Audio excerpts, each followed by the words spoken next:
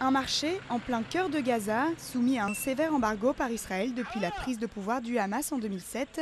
Et pourtant, on y trouve de tout. Machines à laver, réfrigérateurs, baskets. Depuis des années, Gaza s'approvisionne clandestinement en Égypte par des tunnels souterrains. On compterait plus de 1000 galeries, mais les commerçants qui dépendent très largement de ce trafic semblent pourtant pressés de voir la frontière s'ouvrir de nouveau, car au-delà de la volatilité des prix, la qualité des produits est aussi aléatoire.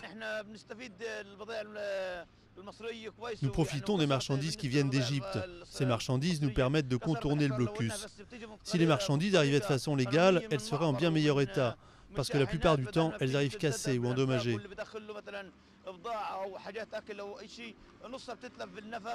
Plongeons dans l'un de ces boyaux où travaillent 20 à 30 personnes. La marchandise du jour est du charbon. 40 tonnes doivent passer en 2 ou 3 jours pour $150 la tonne. Le charbon fait partie de ces nombreux produits interdits à l'importation par Israël, au même titre que les armes bien sûr, mais aussi des matériaux de construction dont l'usage pourrait être détourné à des fins militaires. Pour Israël, la fin de la contrebande d'armes notamment est une condition pour stopper l'offensive militaire. Pourtant, selon certains Gazaouis, la contrebande n'est due qu'au blocus imposé par Israël.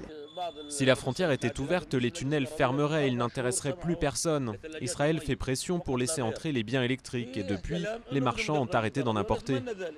Depuis le récent scandale né du raid sur la flottille de la Liberté, Israël a partiellement cédé sous la pression internationale et les autorités ont décidé d'assouplir le blocus. Désormais, une liste bien spécifique de produits seront interdits.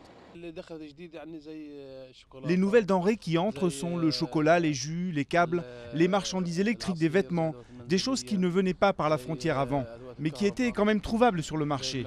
Les tunnels nous fournissent tout. Mais si le blocus est assoupli, il n'est pas levé et l'enclave palestinienne, qui n'est maître ni de son espace aérien ni de son accès à la mer, reste totalement dépendante du bon vouloir d'Israël et de l'Égypte.